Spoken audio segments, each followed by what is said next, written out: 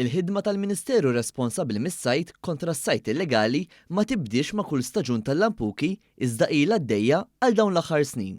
Dan hu rifless fin-numru ta' kisbiet mill-awtoritajiet Maltin bħal introduzzjoni ta' rakkomandazzjonijiet u regolamenti fuq il-livelli reġjonali Mediterranja u anke fuq livelli Ewropej.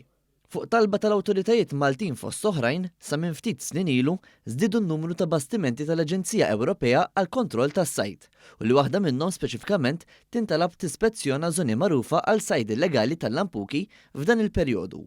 Tant li l-Kummissarju Ewropew responsabbli Kostas Kadis żar Malta f'Ġunju li għadda biex jara din il-ħidma kontra sajd illegali. Skont regolamenti stabbiliti, l-istaġun tal-lampuki jiftaħ fil-15 ta' Awwissu. Intqal li l-awtoritajiet Maltin qed jaħdmu biex jikkonvinċu lill istituzzjonijiet Ewropej sabiex jiġi kkunsidrat tibdil ta' din id-data minħabba raġunijiet klimatiċi. Iżda ntqal li żgur li mhix soluzzjoni għall-Gvern u l-awtoritajiet Maltin li jinkoraġġixxi l-ksur ta' regolamenti preżenti. B'mod parallel, id-Dipartiment tas-Sajt u l-Akwakultura qed jwettaq ħidma koordinata mal-Forzi Armati ta' Malta u mal-Aġenzija Ewropea. Issemma li kif ħareġ filmat ta' sajda illegali fil-bidu ta' dan ix-xahar, l-awtoritajiet lokali ġew informati u sa filgħaxija il-Bastiment Ewropew Ocean Sentinel kienet jagħmel spezzjonijiet.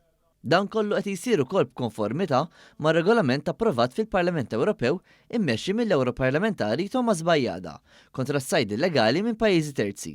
Regolament li mhux biss għandu lan li waqqaf dawn il-prattiċi, iżda wkoll li jimponi pieni seri u effettivi biex jiskoraġġixxu lil min jikser il-liġi.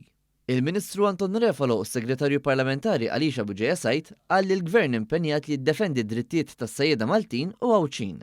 Il-Ministeru jħeġġeġ lis-sajjieda jirrappurtaw sajd illegali jew abbużi minn barranin b'evidenza lill-awtoritajiet.